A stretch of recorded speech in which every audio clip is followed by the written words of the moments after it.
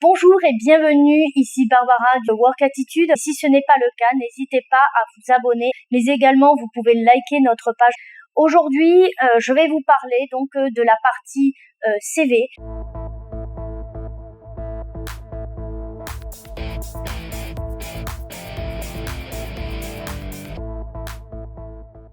Donc le CV, c'est une chose qui me tient à cœur et notamment une des choses dans ma carrière de recruteur que j'ai pu voir sont la partie erreurs en fait, les erreurs récurrentes malheureusement que j'ai pu voir et qui ont fait que la plupart des CV que nous recevions avec ces erreurs-là sont des CV qui ont fini dans la troisième catégorie dont je vous parlais dans ma vidéo précédente, qui est la catégorie poubelle.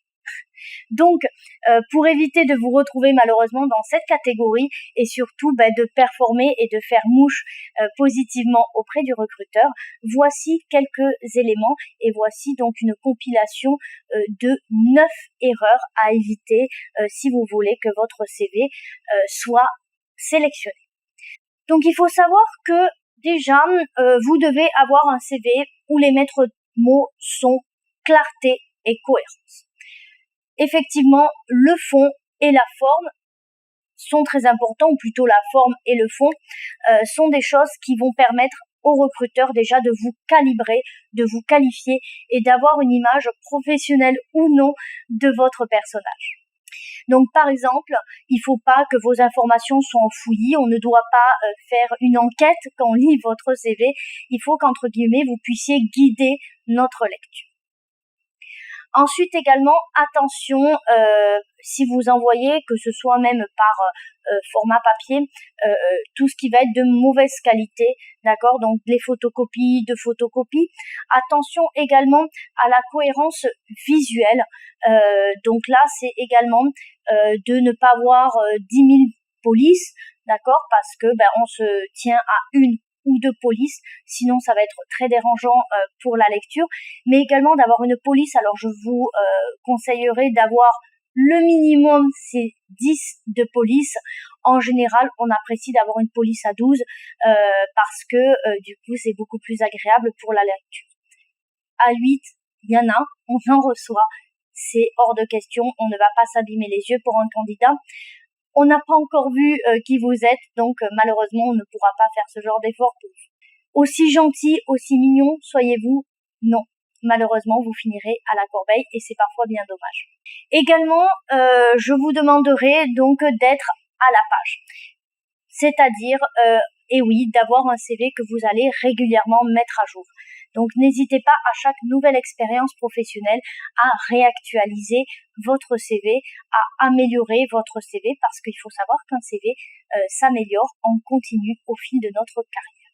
Également, soignez votre style. Alors oui, le CV, une erreur courante sont les erreurs d'orthographe. Donc effectivement, n'hésitez pas à faire relire votre CV à autrui parce que nous, ayant la tête dans le guidon, on peut oublier des fautes. Personne n'est parfait, donc on peut faire des erreurs. Mais malheureusement, sur un CV, certains recruteurs sont intransigeants sur la qualité de l'écriture et donc sur les fautes d'orthographe, mais également les fautes syntaxiques, grammaticales. Donc n'hésitez pas à bien faire attention à ce que vous écrivez dans votre CV. Également, n'hésitez pas à faire très attention parce qu'on le voit souvent, ça va être l'erreur sur ce qu'on appelle les langages spécifiques, donc les jargons professionnels. Et oui, c'est intéressant de mettre des jargons professionnels, ça montre également que vous connaissez votre secteur d'activité, mais il faut savoir que dans le recrutement, souvent, ce sera un recruteur, ce sera un RH, des ressources humaines, qui va venir donc lire en premier lieu votre CV. Et donc là, lui ne connaît pas du tout votre secteur d'activité, un petit peu, mais ne connaît pas toutes les abréviations. Et donc, je vous demanderai, si vous utilisez une abréviation, de venir expliquer entre parenthèses une seule fois ce que cela veut dire, au risque de ne rien comprendre et pareil, de jeter votre CV à la poubelle. Également, la 7e erreur à ne pas oublier et qui est souvent faite et qui est le cas malheureusement de plus de 60% des candidatures, je monterai presque même à 70%, c'est de tricher sur un CV. Alors, quand je dis tricher, je ne dis pas effectivement de masquer intelligemment des trous où là, ben oui, ok, il y a une certaine cohérence et donc on peut mettre plutôt des années que des mois, ce qui permettrait de masquer quelques mois d'inactivité. Non, là, je vous dis vraiment de tricher et d'inventer des diplômes ou d'inventer des expériences professionnelles ou d'embellir des postes que vous auriez eus et par exemple de notifier de l'encadrement si vous n'avez jamais encadré. Et donc là, attention parce que ça peut se jouer, se retourner contre vous, jouer contre vous, et également ça peut être un motif de licenciement pour faute grave. Donc attention, ne jouez pas à ça et vous pouvez encourir des sanctions juridiques. Également, démarquez-vous. Alors ça, c'est hyper important. Démarquez-vous positivement. Ça, c'est une erreur. C'est-à-dire, en fait, souvent, vous ne savez pas comment vous démarquer. Vous mettez, par exemple, dans l'onglet centre d'intérêt qui est l'encadré qui va vous démarquer. C'est celui-là qui vous permet en fait de faire mouche et de vous distinguer des autres candidats. Et souvent, vous l'utilisez un petit peu comme un fourre-tout où on va mettre voyage, lecture, voilà. Alors effectivement, beaucoup de personnes voyagent, donc voilà, c'est pas très démarquant. Oui, vous lisez, cinéma, oui, ok, mais quel type de cinéma, quel type de voyage, quel type de littérature, quel type de sport, mais également si vous avez des actions caritatives. Alors, on va éviter par contre, attention, de mettre, si vous êtes engagé dans des partis politiques, on ne rentre pas sur des sujets trop sensibles. Également, évitez de marquer, de trop notifier si vous êtes impliqué dans des activités religieuses, également pour respecter le droit en fait de culte ou de non culte. Donc voilà, évitez de rentrer dans ces choses-là. Mais sinon, si vous participez à quelque chose d'associatif, sans rentrer dans les détails forcément, attendez qu'on puisse vous contacter pour un entretien et vous aurez l'occasion de le développer en entretien. Mais de mettre ces petites informations-là dans cet onglet centre d'intérêt parce que c'est très intéressant.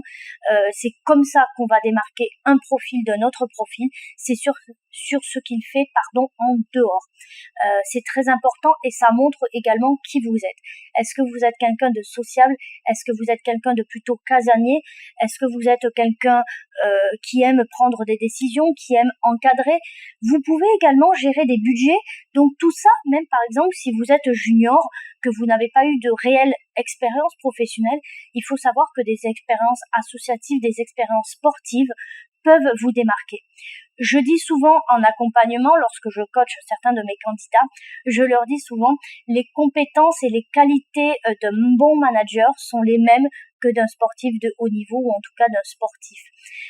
Et oui, parce que souvent pour nous recruteurs, il faut savoir que lorsque vous faites du sport, il y a ce qu'on appelle des compétences transférables qui sont mises en place.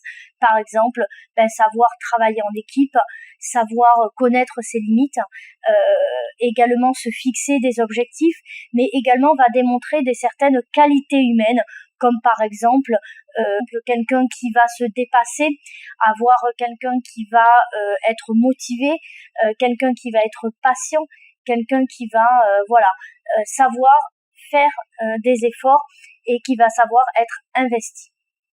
Donc tout cela sont des choses, des informations qui sont très pertinentes pour nous. Donc n'hésitez pas à utiliser l'encadré centre d'intérêt, c'est très important pour vous, c'est là où vous avez droit à la parole et entre guillemets où vous pouvez vous démarquer et faire mouche.